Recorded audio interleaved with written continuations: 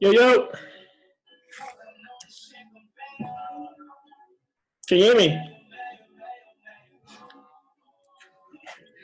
Oh, Yo, what up? nah, do I not? Yeah. Right. So today I'm to Span. I was saying, but since I'm busy, Gaspani, at least this conversation it was something. It's been a long day, bro. Is it that crazy? It is, bro. It's Is very it? busy right now. Whatever, everyone wants to communicate COVID-19. Everyone wants to be a hero. Everyone is trying to sell something. So, and we are the go-to people. So we've been very busy. The campaign to buy. Oh man, that sounds like some good news, man. Yeah. This time going. How's lockdown? Oh man, lockdown hasn't been too bad, to tell you the truth. I think Yeah. obviously my biggest concern when it came to the lockdown was primarily how it was going to affect business. You know, Yeah. I was a bit concerned with that in terms of clientele. I mean, like there's certain areas of my business which I knew would still continue because they're already streamlined into online, you know, like obviously like the web hosting clients that we have. I mean, in most cases, most of them, they still want to have communication. So they would still have to renew their packages, you know. So that part will still be going. And then, like enough, I just got like 2 new projects recently, like 2 websites to do like for a foundation. So that as well on its own, it came at a time when obviously we're going towards the end of the month. We suspect an extension, but we're not sure. But I think obviously it's something just to kind of look forward to, because besides that, it was a bit of a touch and go. I mean, we're not even sure what we're going to do, because most of the clientele or the talks we were having beforehand, it was like, hey, people are sitting with codes, you know, discussions that we had before lockdown. Now they're stuck now. They're sitting, you know. Yeah. But it is what it is, man. We'll come out of it. Look, man, it is what it is. I feel like at this point, everyone should be at the point whereby they've accepted. Yes. We are going through this. We have to go through this, and we will definitely come out of it. Yeah. And you know, God being God, we have a great leader. So it's promising. We should be okay. We should be. No, we will be. And I think maybe just to add on to what you're saying, I think it's also important that I think, you know, like it was a conversation I saw, I think with my last week with the voice, and I was talking to some guy called Mike Fanning, and they were just discussing this whole situation of how, like, we're going to a new world now, and if you're gonna, you know, like there's a saying, what you resist persists, you know, and it's always the case that like every time when you're fighting change, you're gonna come at the losing end, because us as human beings, we're actually built to adapt to situations. You know, and this is like a true test of how well or how willing are you to adapt. You know. Yeah, I mean, it's a serious testing time for businesses, you know, to learn how to survive during times like these. You know what I mean? Yeah. In every industry, I mean, look at musicians right now. No more live concerts, no more shows. I'm streaming services, bro, aren't paying now. You know what I mean? It's they don't actually. 0.007 cents per stream type of thing. So you need gang loads of streams for you to make money. Yeah. Like, for example, me in my business, my logistics business, you can imagine it's on pause. Yeah. And you've got a fleet of cars that you pay installment and insurance for, but these cars are literally on standstill, not moving. Yeah. Do you understand? We would say if it happens that now we have to go on lockdown for 6 months, which I know a whole lot of people are talking about, bro. You need to understand, we would say us small businesses are suffering. In that instance, I mean, your likes of banks can offer us a cash flow relief and whatnot, which is what the government is doing now, you know, and looking at the stats in terms of currently over 80,000 small businesses have already applied for that funding. Yeah, it goes to show how bad this is affecting businesses and the economy at large, you know. So I think it's just a matter of learning how to survive, you know, during times like this. Look at your business model and just find ways to adapt to the current situation. You know? It's true. Otherwise, you struggle, bro. Yeah, because like for me, my biggest concern was like as much as you have like a structure in place, my concern was like, what if like your clientele themselves, they're struggling financially? So now you start Which thinking, they are, majority are. yeah, you know, Right so now you now. think like, where they're gonna get the money to pay for your services? Budget cuts, yeah, bro. Hence, I'm saying it does not really matter what industry you're in. Yeah, You know what I mean? Everyone is feeling a pinch right now. yeah, somewhere, somehow, man. Uh, Anyway, let's just get to the yeah, gist of it, my man. Like, look, I've got so, some notes here, my man. Here. I'm like, hey, let me be professional. are you trying to be professional right I'm now? trying to be professional. No, to get some guidance a little bit, you know. But obviously, because Yeah. obviously this conversation was gonna be here, I mean, was primarily just to get the insight from you, man. Maybe just give me a bit of a background, like very briefly about you. Just anything relevant that you think people might find necessary, just in terms of your background.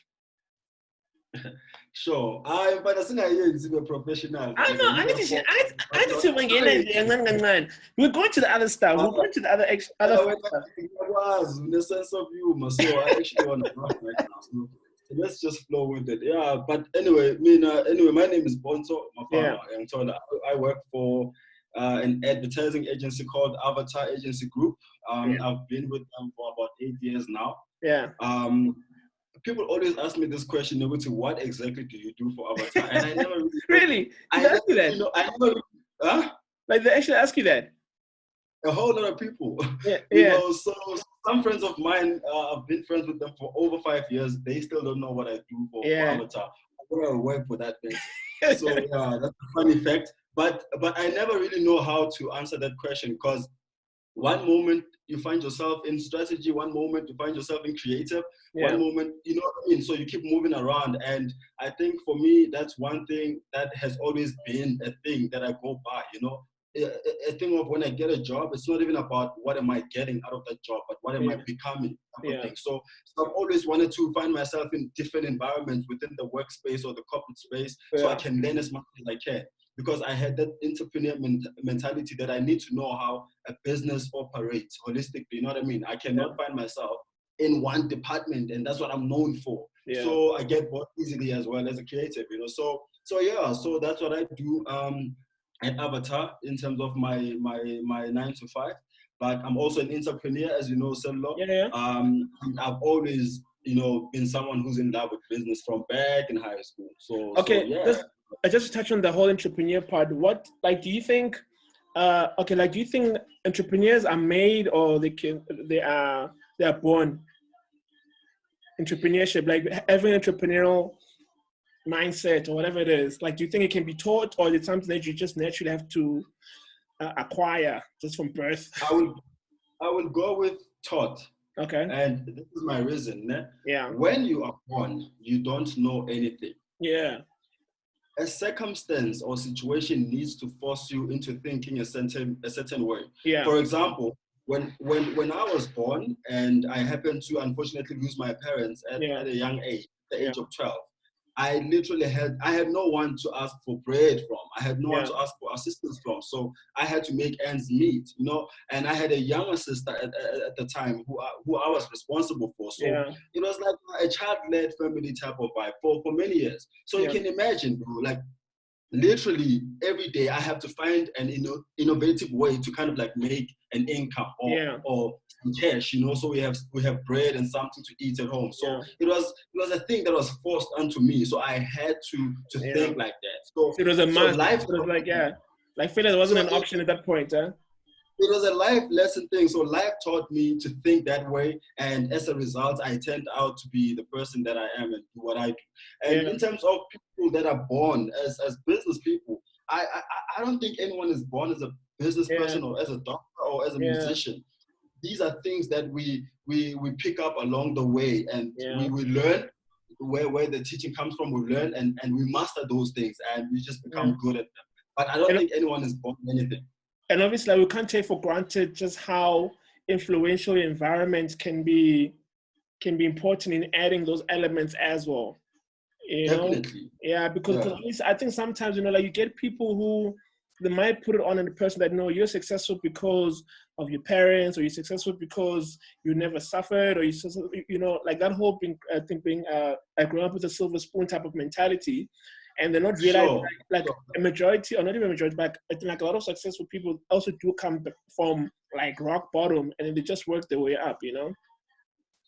Look, I mean, I really like the topic you're touching on now because I can 100% relate to both Yeah, aspects. You know, I yeah, mean, look, you could look at me right now, currently. I mean, in yeah, my situation, and yeah, you would think you would see his success is was influenced by the fact that mhlambe une backup plan yeah, or if or time or whatever, right? yeah, But let's not forget, Uguti, there was a point as well in my life whereby there was no one, but I was still able to make things happen. You know, I was yeah. still hustling, I was an entrepreneur, and I was still, getting by. So what I'm saying, Uguti,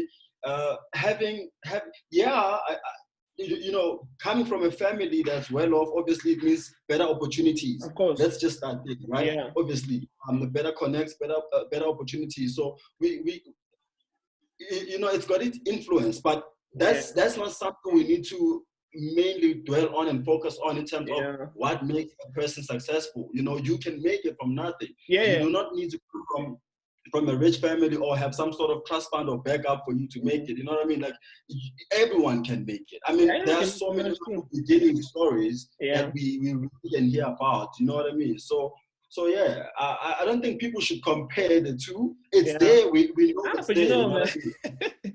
people are like they'll compare either way, whether you like no compare or not. But I think also it's It's important. lazy mentality. It That's is, lazy mentality. it is you right. know, that's when someone is trying to justify failure Yes, or laziness. You yeah. know what I mean? Trying to That's look all from it the is. external aspects of why they're not where they want to be. So they start looking at other people's like, okay, it's because you had this and I didn't have it. But Yeah. again, and then I guess it's also important because if you kind of go back to your example, then you find a situation where you could have come out either way because there's people who they come of well off like from a well off family, but yet they still learn the whole notion of like working hard.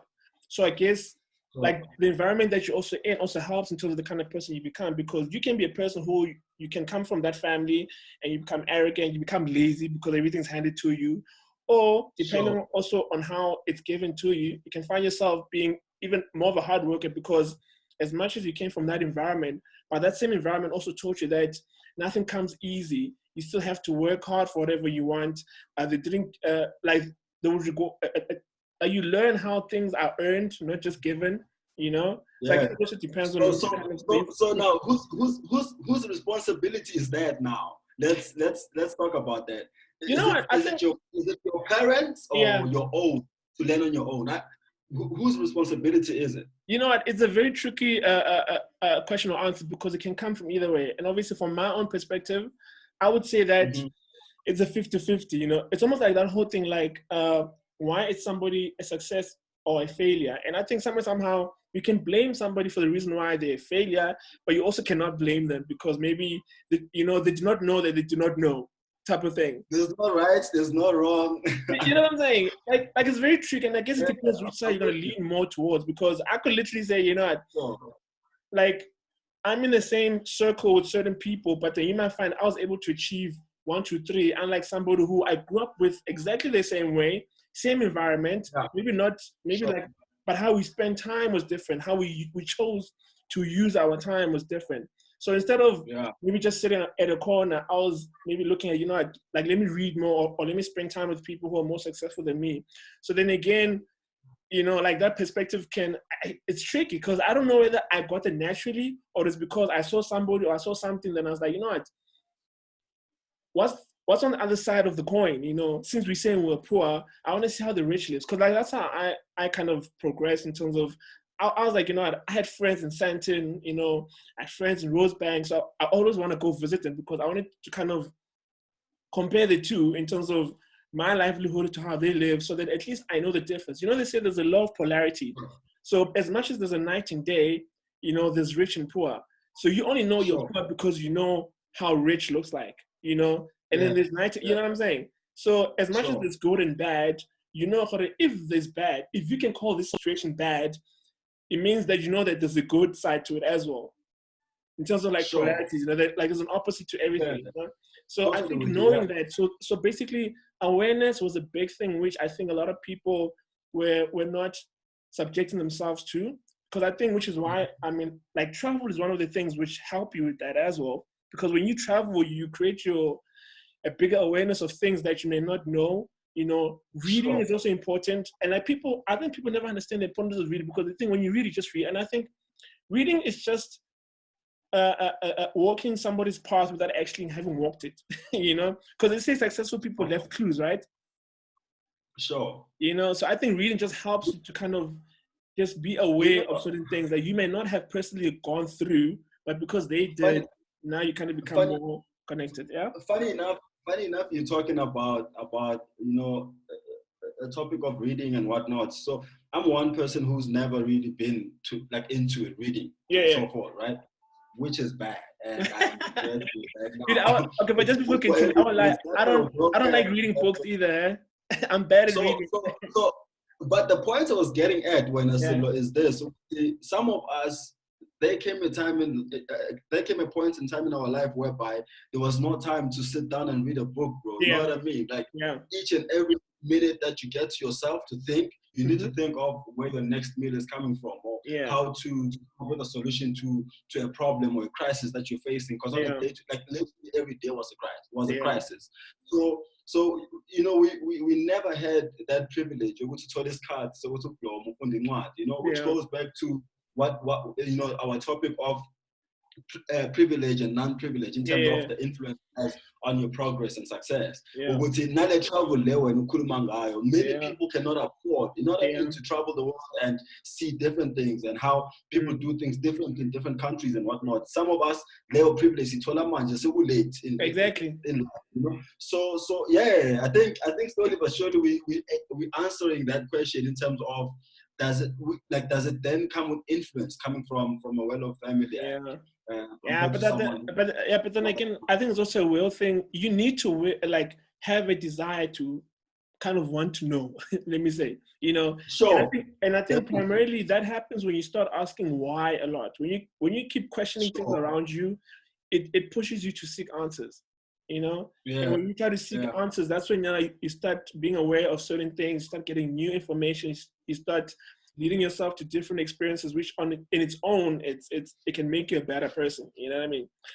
So, but you know, the interesting journey now about entrepreneurship goes now beyond.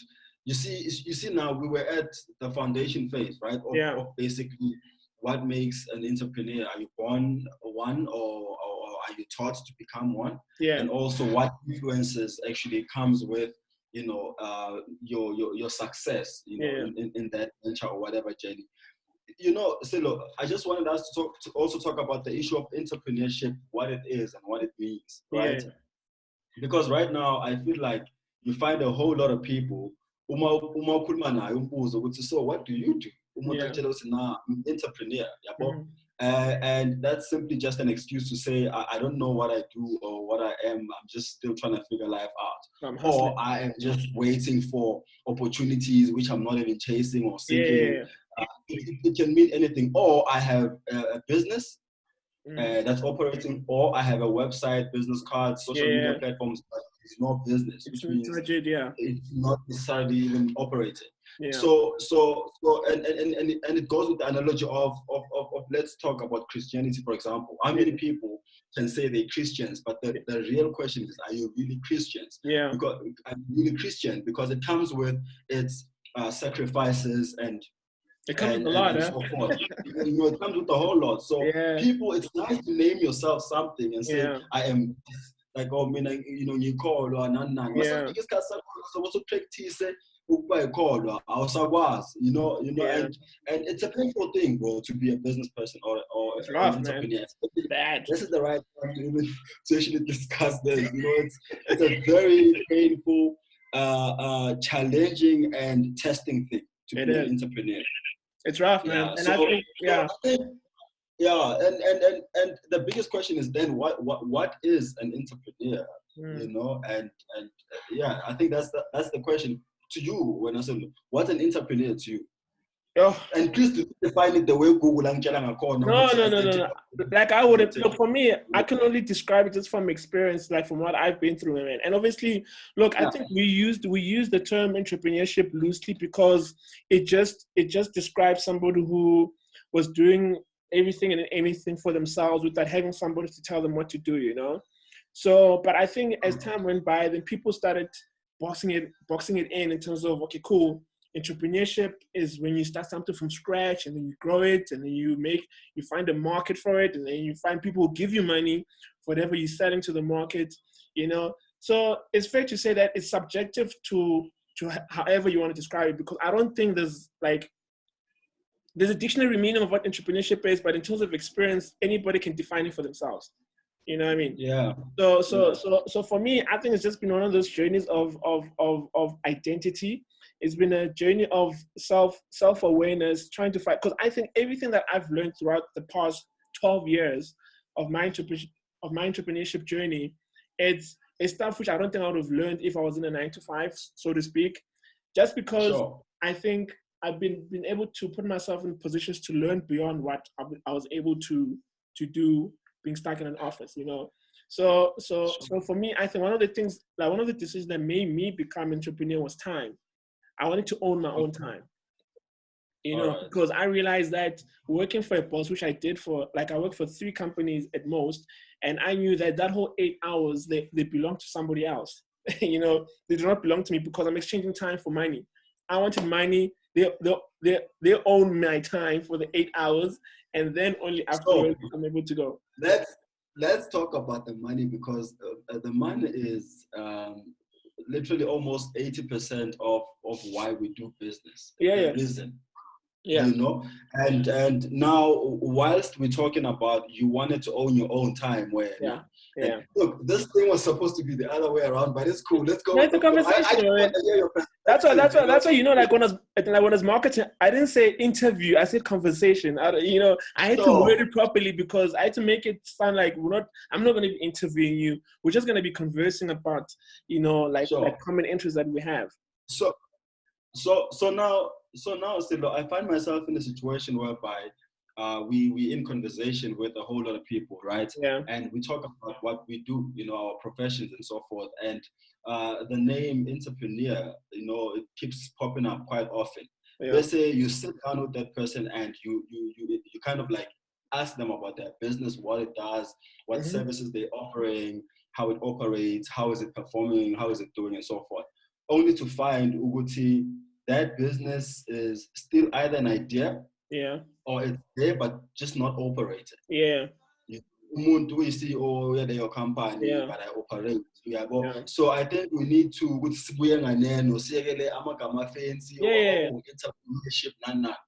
makes a businessman, you know. So I have a son right now. He's a year and a half. Yeah. And I cannot wait, you know, for that time where this nigga starts talking, because I feel like there's so much we need to when he starts talking. He's walking already, and he's going to master a few words here and there, but he's getting there. So, but you know, the biggest lesson for me would then be to him, what is business? You know, what makes a businessman? So if you are in business, this is what happens. You invest a certain amount of money. Yeah. When you get it back, it comes back more than what you put in. What's that? It's profit, right? Yeah. If you put in money and it comes back less than what you put in, it's a loss. Yeah. You put in money, it comes back equals to whatever you put in, you're breaking even. You're breaking even. Your child, that's a basic knowledge your child needs to know. As long as you do not have any sort of organization that's doing any of those activities, you are not a businessman. Yeah. So if you do not have an operating business that's offering a service and you are generating revenue from that, you are making money or making profit from it. Yeah. If you are not running a business, you are not a businessman. Yeah. Right? Maybe because you have an idealist or something, because you still have ideas in your head. Yeah. So what I'm saying, we now need to start encouraging people to start real businesses. And, you know, it's okay to dream big and want big offices in Sentin, big offices in Rosebank. Yeah. Win awards and whatnot. It's a great dream, but we all need to start somewhere. You know what I mean? Like, you need to start small. You need to do something. You know, I think your business account needs to Yeah, sorry. I just wanted to add. I think also like the problem is that a lot of people, they're waiting for the clear, like for the runway to be clear before they take off. You know what I mean? And it sucks because people are waiting for the right moments. They're waiting for the right moments to begin. What's the right moment? That's what I'm saying. That's what I'm saying. Like a lot of people that think in that regards, like, yo, I'm waiting for this first to happen before I can do this. And I'm like, Yeah. you know what, like just go. You'll figure everything out. Bro, Really. that's the fun and yeah. Yeah. There's this one girl that you like the most, right? Yeah. But you're afraid to approach her. Yeah. And you keep saying to yourself, you are waiting for the right moment to approach her. Yes. The moment that you are either dressed nice or you're looking good, or I don't know, or you're waiting for that moment where you have a nice ride. I do not know what excuse you decided to box in your head, right? Yeah. So you keep making this excuse of waiting for the right moment, but not realizing that opportunity passes you each and every day. Dude. And chances are you might wake up and it might not be there anymore. Exactly, my man. Right? I think for me, like, that's my biggest fear. Yeah. My biggest fear is regret, to tell you the truth, which is why a lot of the things that I do, I've done them out of the fear of regret, which is the same thing of like when I resigned and I started my business at the age of 22, 23, it was because I don't want to be at the age that I'm at now. And like, but what if I actually quit my job when I had the idea back then? By that time, I'm miserable. And time is something I will not get back. You know what I mean? Yeah. So for me, even with this thing that we're doing right now, I mean, like a lot of people I've spoken to about, like, listen, I want to do 1, 2, 3. Then people are like, no, you know what? It sounds cool. Let's plan it out. Let's make sure it's cool. Then I was like, you know what? I'm just going to do it. I'm not going to wait for planning. I don't want to wait for, let's structure it first. I'll do it and then I'll learn as I go. You know what I mean? And a lot of people just do it for any. And what I've realized that with that kind of way of doing things, I've actually inspired other people to be like, oh shit, if Silla can do it, then I can do it. Or maybe I can do it this way because I see him doing it this way. Sure. You know what I mean? So I've always realized that people cannot wait for a clear runway first before they take off. They just need to run.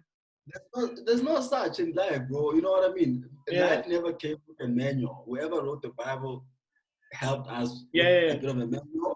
But I'm saying life never came with a manual. So you will never know when the right time is or when you are ready. So I know. It applies everywhere in life. I think obviously like the piece of advice obviously would give whoever watches this is that, listen, I think the best thing you can do for yourself, which is which I used to struggle with honestly for the longest time. I've got friends who are like that. Actually, like you, I know them as well. I've got friends who they are, I call them the fire aim type of people, and then you get the aim fire type of people. Yeah. You know what I mean? I know that. That's what I'm saying. Yeah. So obviously, just to describe, the fire aim people were people who shoot first and then they'll aim after. You know? Sure. And then you get people who want to aim first and then they shoot after. And obviously, I guess it comes with when you always like, you know, the person who aims is somebody who's planning too much. Sure. You know, like somebody who's who's an aim fire person, somebody who always aiming. You're always aiming.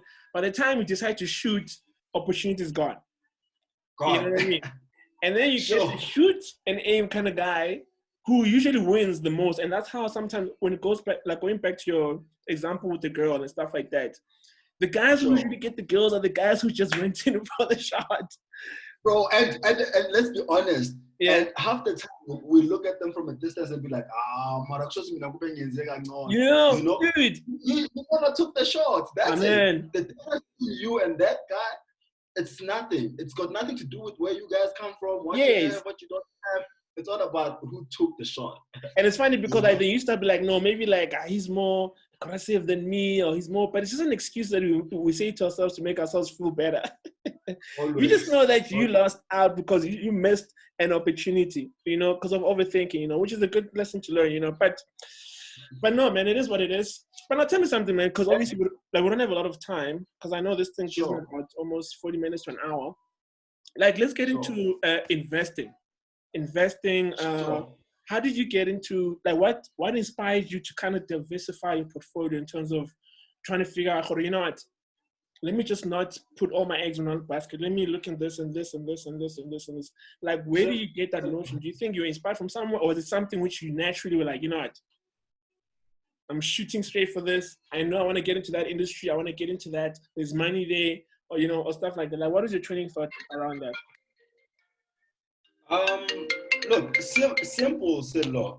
My bad. I have an incoming call, but okay, I'll ignore that for now. Okay. Simple answer to that question. When I said, look, this call distracted me. Oh, sorry. Answering your question. Quickly, what was the question again? No, we're talking about What like, I need to invest? Yes. yes, yeah, investing, assets, diversifying your portfolio, stuff like that.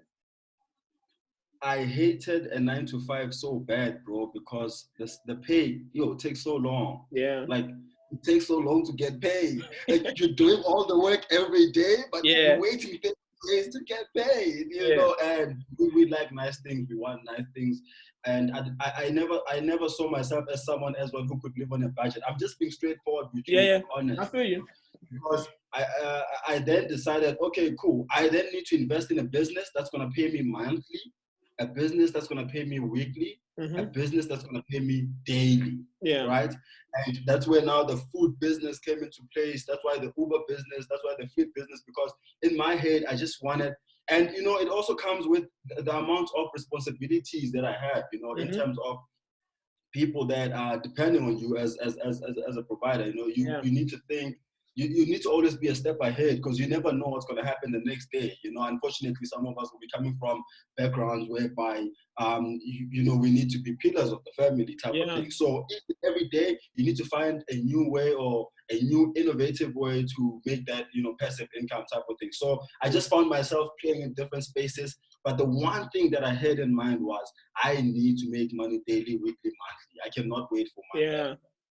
So basically, there was that whole thing of like your salary, or I guess maybe it's not to that extreme, but I almost said like it was almost like your salary was not enough to sustain your lifestyle or the lifestyle you wanted. Let me say. Sure. My bad. I'm distracted now. This call I missed is very important. But Yeah. sure. No. So yeah. Yeah. Yeah, so basically that's what I'm saying. That obviously it was a case of like you needed to, because I remember seeing a quote that was saying that, like your average millionaire is got about 7 incomes and above, like streams of incomes, and I'm always preaching like, what, you always have to look at a multiple stream of income, because you cannot put all your eggs in one basket. You just can't, and somehow you need to figure out ways of, if you've got a job now, find a way to make extra income on the side, whatever it is.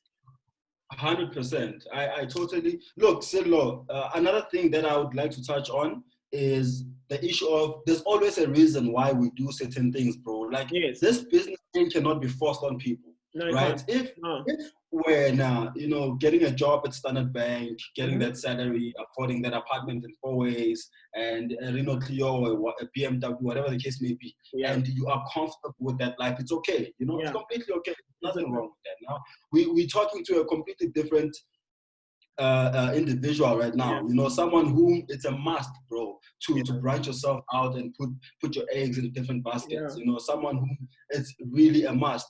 Because you cannot necessarily depend on a job, Silva. Let's be honest. How many of us, between me and you, I just recently got into that. How many of us are covered in terms of salary covers and business covers and disability covers? If something happens to you, your body is not insured, Silva. It's not insured. I am insured. Let me tell you something. For me, okay, fine.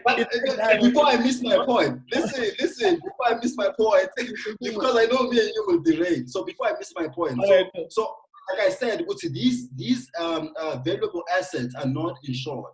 And as a result, if something happens to me, that apartment in 4 ways, that car that I used to drive, those people I used to feed, now are seeing flames because I'm on a wheelchair. Now I have to go back home, live in a back room. I did not invest my money. Yeah, you know what I mean? So I always think of it like that, bro. And for me, another thing would then be going back, Ekasi, and giving, our peers and our brothers opportunities, through these business ventures that we find ourselves venturing into, But anyway, to your point, I just wanted to make that point before you derail. Oh no! I think it was just a minor detour, and I was just talking about the whole cover thing. I was like, for me, if I die, my man, mom's is set. I know with you. Okay, we've had this talk before. Yeah, so, life cover's gonna be but how many of your friends you that you talk to on this level are insured? And it's funny, because even when you think about wills, like even like the discussion of having a will, dude, like it's non-existent to a lot of young black people, because Like they don't even think they've got anything to give away if something was to happen to them, you know. But anyway, listen, like not to take too much of your time, boy. I don't know if there's anything else. No, Kudulega, it's just that, like I'm saying, I was expecting this call, and now, okay, never mind. I'm just sending a message. Cool. Yeah. Let's carry on. How much do we have? How much time do we have? I think maybe about 10 more minutes.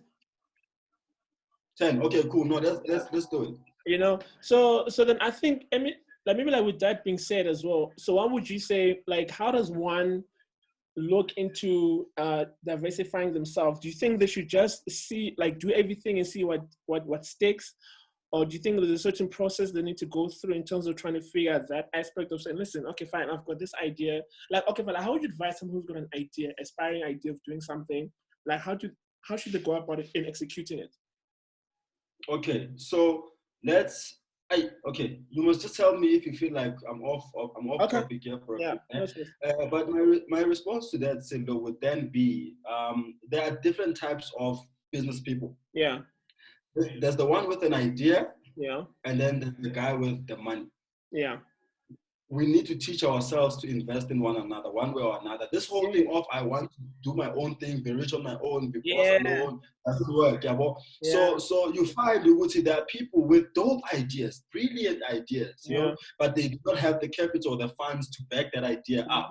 And you as Silo, you earn a salary of whatever 10K. No, like I'm making an example. I know you make a whole lot. Yeah, you know, you earn a salary. You earn a salary of 10K. You can afford to get a loan for 150K or 200K for that matter to invest in this man's dream, which can make you guys into millionaires. But I don't think we at that level as yet, because with this thing that's happening right now, whereby you see in most townships, bro. I mean, look at the amount of people that become a success. It's only a few, and those people still go back to the hood and enjoy being praised by their childhood friends who are sitting there in mustard corners. So I think we still have a long way to go in terms of that thing of coming together and supporting one another, empowering one another. But what I always advise is, if you have an idea but do not have the capital, do not wait for some miracle or something to happen. Approach somebody who may have the manpower or the funds to back your idea, go into a partnership. But obviously, be very careful in terms of when you identify partnerships. Another way would then be to get into business. You don't necessarily need capital per se, depending on what the nature of the business that you want to do. I mean, for example, to give you a short testimony of myself, I remember when I started, I had a job. I was an intern, earning this amount of money, right? Quite many years ago, and with that salary, instead of buying myself a car and I can look cool to my friends and varsity friends, I got a job after varsity, you didn't, which is dumb, right? I then took that money, went and bought and financed a car, right? But then I took that car, I put it into Uber, and that car paid itself, paid the driver, paid insurance, and still made me profit, which was definitely equivalent to how much money I spent on that car's installment and whatnot, right? I then started making profit, which then started beefing up my monthly income, and that's how I then just started building up my credit, and I started building up my portfolio as well. You know what I mean? So I think there are many ways to go about how to enter the business world, and it also comes with opportunities, bro. Look around you. There's always an opportunity. I mean, currently, I don't know if you know this guy. I cut my hair at my top. I've heard you always say you're going to, but I don't think I've met him or seen him. It's the same barber over these years. So this nigga, he's a great barber. You know what I mean? Like, he knows how to cut hair. It's just a matter of investing in him, to move to a much bigger sport, area that's more busier. And these are the things we need to start talking about. These are the conversations we need to start having, because that's where the money is. You know what I mean? These are essential things that people need. Yeah. And I think also maybe just to get away from the mentality, because obviously I think we still have that post-traumatic stress mentality that, we still have a scarce mentality, which is where greed comes in, which is where, we always thinking about, I rather own 100% and not give a little bit of somebody who can help me, because I want to be the person who can say, no, I own that thing. You know what I mean? I also believe like 50% of something is better than 100% of nothing. You know what I mean? So exactly. So it's always trying to like understand that, if you have, and it's funny because I was watching an interview with Scoop and Koff, and he was preaching the same thing. He was like, as Black people, we need to stop trying to own everything 100%, when you know that there's somebody who can come in and can move you from a different level from where you are right now. You know what I mean? But it might require for you to give them a certain percentage of shares, or lose a little bit of power, because doing that partnership can take you to a level which so far you are not being able to, like, it would have taken you 10 years to get to. Exactly. But because You know what I mean? I think what is the since we're closing, this then goes, back to Ubuntu. You know what I mean? Oguti, we need to be very careful not to burn bridges in any way. With abantu esikhula nabo, abantu esiphila nabo, or abantu esispana nabo, because you never know ukuthi kusasa ubani uzowaphethe idea, ubani uzowaphethe capital, yabo. So let it be a thing, especially with Amajita, whereby we come together. Let there be no competition, bro. It's unnecessary. I feel like there's enough to go around. Umzulu president, 2 billion, 200 billion. So there's so many billions we mentioned last night, dude. It's crazy, bro. Hey, bro, I went dizzy for a second, dude. I was just like, how many billions do we have now? No, okay. Man, So I think it's just that, boy. Ukuthi siphatha neni grand singamajita angeke ukwazi ukuthi ubani ozokhuphula ngelinye ilanga. I mean, look, a practical story recently manje, the story Sika Miropa something lo ku Twitter. Yebo, umjita cela usizo ku social media. Shimza did what he did, and next thing Shimza falling, amongst many other people who keep falling every week. But a lesson from that game, ukuthi, treat others the same way you want them to treat you. Because Masakuma story Saga Siga Utina, he treats people the same way, and he even takes bribes. I don't know if those are facts, Well, it's sure not, It's based on social media, Black Twitter, but it then goes to show what's manje when Ukalela, emotions actually correct. Because now you do it's like you reap what you sow type of thing, huh? Type of thing. So treat each other with respect. Let's support each other. Let's empower each other. That's it. Oh, by the way, we still need to have, obviously, like in a private capacity, the conversation about the property situation, man. Sure. You've been saying that. I'm sure. No, but last time you forgot, so. By the time you get 50 properties, I'm suffering kulma. Hey, Pontsho, you must. Hey, dude. Hey, we need to discuss that thing. I mean, like ASAP, bro. Because as you know, like I've been trying to expand into the property industry, or not even industry, but venture. So I'm just trying to utilize what I have right now to see how that can open doors to making that happen, bro. Yeah. I want to live like you, my boy. Just travel wherever and ever. Yeah. You got it. But yeah, it's possible. No, but you know what I mean. Like it's a thing that needs to be done, bro. Yeah. Yeah, man. So, but I will chat about that. So, it's something that I think maybe we'll see how we do it. Maybe we should do it over the phones, because we don't know when this lockdown is gonna happen, or whenever Oh yeah, or maybe another Zoom call. The one we fire on YouTube. Oh yeah. No, that's fine. Yeah, we can do that actually. We can do that. But anyway, dude, thank you very much for your time, bro. I appreciate it. I know you said you wanted to speak about something different than COVID.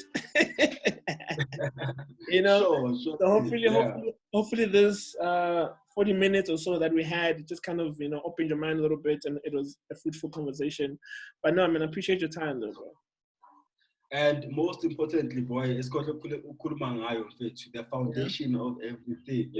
To put first in everything you do, and everything is possible. No, definitely. I think like that goes without saying, that obviously you need to connect with your higher power, like whatever that is. Always. I don't know how many people who will be watching this, but you need to connect with that, like with that source, and just seek for it for guidance, and just try to make sure that it connects you in everything that you're trying to do, and carry it with you as well. I don't know, like if you have parting words. Was that Because you're gonna need that in the business world. Trust me, when sharks coming at you and the waves are showing you with flags, man? you know, in fact, you Like will when you're there need alone, my man. that source of power, you know, that source of strength, Yeah, which can only be God. You know what I mean? So yeah. definitely, But bro. dope conversation, man. I Brother, had a appreciate it, good man. time. All right, Sure. we'll catch up, yeah. 100%. One last question, bro. What's happening with Optic? What do you mean? Oh yeah, you did mention earlier on, Yeah, like in the beginning when we spoke, yeah. you guys are busy, yeah. Because I haven't seen much movement on your socials. Oh, yeah, Because no, there no, was no. But you know busy, what it yeah. is?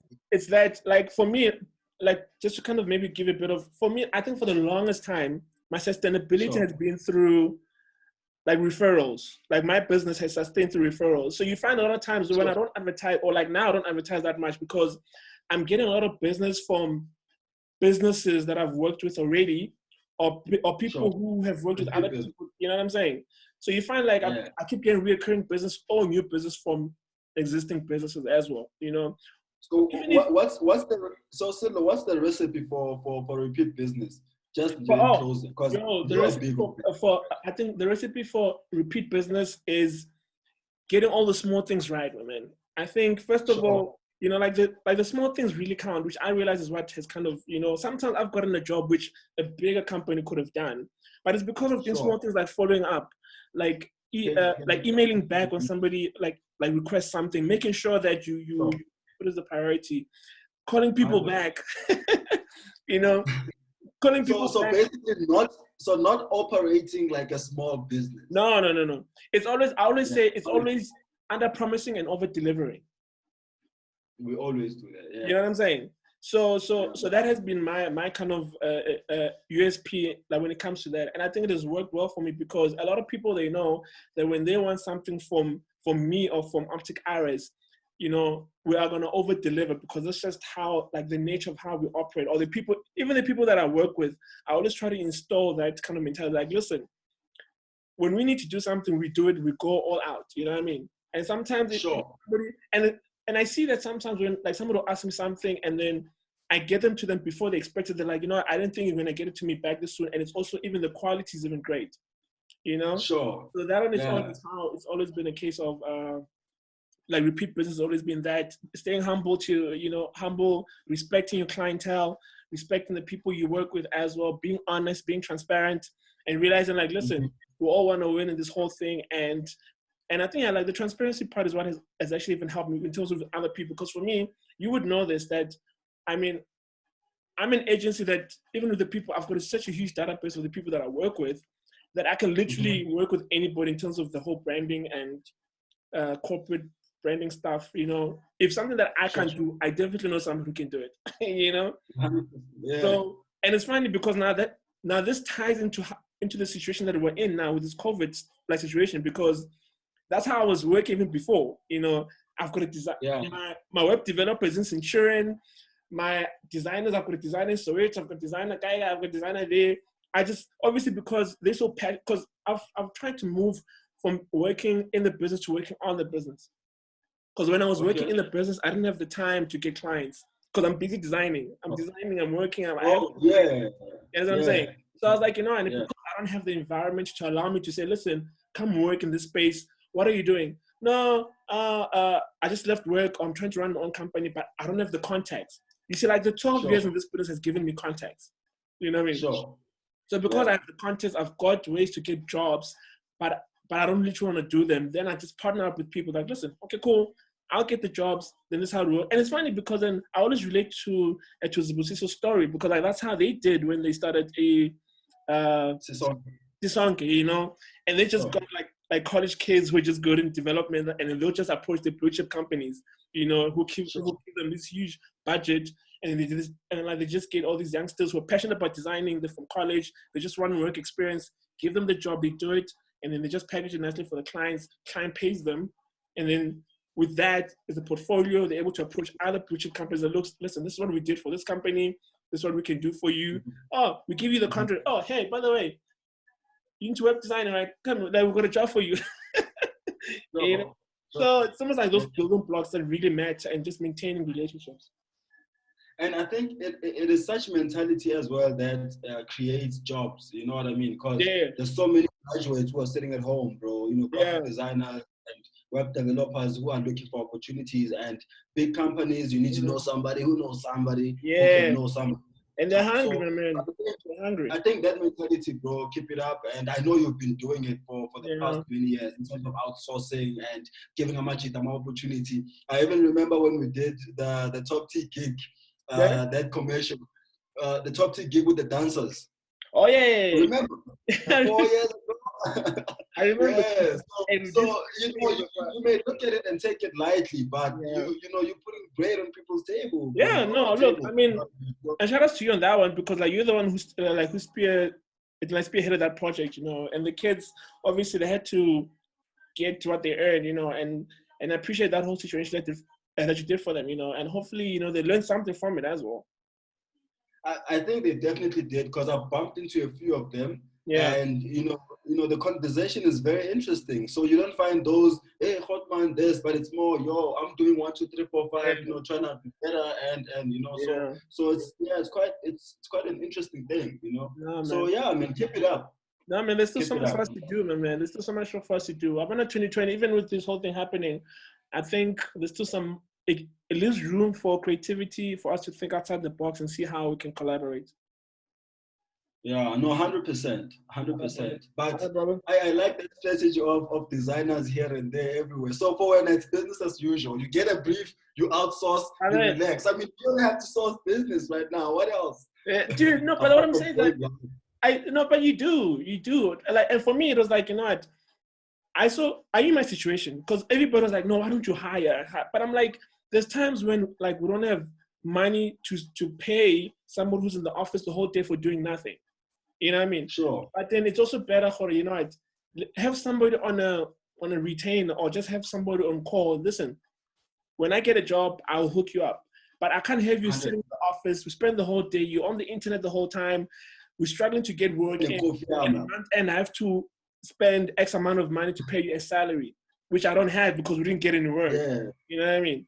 So there's Yeah. just a way of kind of working around the system of just saying, listen, how can we make this work for everybody? Sure, no, 100%, bro. And I think keep it up, and God willingly, I'm sure would say with the coming times and years, you can actually do it on a much bigger scale. Yeah, but Yeah. I remember even with Lomchita Lo Business and I recently with the bus contract that remember that yeah, that situation, man. Sure. So it is such opportunities that actually give me hope. In terms Yeah. of one day something big will drop, Yeah. and it will be for you. For a specific reason, and as a result, you can create so many opportunities and platforms for the young people in the East, right, bro. I think for me, the day that thing breaks the ceiling, it's gonna be like almost like I was an overnight success, but it's gonna be years of That's what it looks putting like, in the bro. Yeah. work. I can imagine you start now popping on the socials and everywhere, and people are Not even, but I mean, like me, I prefer having financial freedom than being famous for it. No. For me, I'm mostly online because it works for what. Because for me, I believe, Jorge, if you notice, whatever I do on social media, whatever I post on social media, I'm selling. I'm selling something. Oh, that I know for a fact. Yeah, You know what I'm saying? No, that's what I'm saying. Like whatever I'm posting, I'm selling something. If I'm posting something funny, it's me selling my personality. You know what I mean? Sure. If I'm posting you know what I'm saying? So if I'm posting something serious or motivational, I'm also selling the like that's what I used to do when I used to do the school visits. You know what I mean? Because I knew that now my audience has gone beyond just my friends. Now the kids that I speak to, now they start following me on social media. And obviously I need to be consistent with what I spoke about when I was at the school visit, you know what I mean? So now and then I'll post something motivational. Hopefully somebody gets motivated by it. It actually motivates me, so I just share it. Actually, it's not even posting to motivate. I post because I can relate to it and I just want to share it. Most of the stuff that I post that are motivational is stuff that touched me first, and then I just share it. I don't just post like, oh, I wonder if people want to like this. No. You know, I post something I can relate to, you know. So everything that I post, I'm just selling. I'm selling my personality. I'm selling what I'm involved in. I'm selling what I can do for you. I'm selling a service. I'm selling this. I'm selling that. And then it's just because there's other things which I don't post, which I keep to myself because I think that's for me, you know. You know, so there's certain things a lot of people they think, but we know everything. It's like, no, you don't know everything. Yeah. You know, Hey, bro, and you think to yourself, if only you knew type of thing. But dude. I think what I like from what you just said right now, it's social media, bro. It's got too much influence on us, and as a result, so many people find themselves now, you know, in situations where if it wasn't for that influence in social media, you would not be, you know, there, you know. And I think as a business person, I feel like for me personally, and not even as anything, but as a person, as a human being, I would not, as Pontsho, I would not be on social media. But like you mentioned, I would say for us, it is our bread and butter. That's where we make it. You know, it's a you know, it's a platform that we use to work. So you can't necessarily be off it. You need to know what's happening, and whatnot. But I feel like people are using it for the wrong reasons, and as a result, you find so many wannabes, and you find so many, you know, people who are going through so much peer pressure, and they end up in situations where they need to be at that level, but they don't even know how you get there. You know what I mean? And it comes down to lento level issue and a match. You don't want to be out here posting things about your life and whatnot, because now what happens when those things are not there? Or what happens when you start attracting the wrong people because of those things, you know? And it now it dives into your family, your relationships, your friendships, because literally they go on social media to check what of course. Bars now have raised now. I can squeeze him dry. Same applies to ladies, you know. So I think we also need to be very wary of that. But I think also I think what happens with us as humans, we use external things to validate who we are, and sometimes you can actually tell who somebody is by the stuff that they connect with or how they use certain things. Like how you use money says a lot about you. The kind of woman you have in your life says a lot about you. How you use social media says a lot about you. So it's almost like everything is a reflection of you. You know what I mean? Because it just gives back. The day you look for a job as well, the first thing your boss does is go to your social media. Exactly, man. And that's how I want to. Hey, this nigga's balling. He doesn't need a job. Doesn't need a job. It's gonna be like an arrogant person when he starts working here. No, we're not gonna hire you, you know. But like I said, man, like everything's just a reflection of us, you know. Whatever we like, the friends we have, how much money we make, how we spend our money, how we spend our time, you know. It's just an external reflection of who we are inside. So I think usually they say, "Tell me who you are," and then I'll look at everything around you and I'll tell you who you are, type of thing. You know what I mean? Because everything we engage in kind of says a lot about who we are. And sometimes you don't even have to look deep into somebody to see the kind of person they are. You just need to look at everything around them and say, this is the kind of person you are, because you're just doing everything that's reflecting from the inside of you. Or you're attracting what's inside of you already.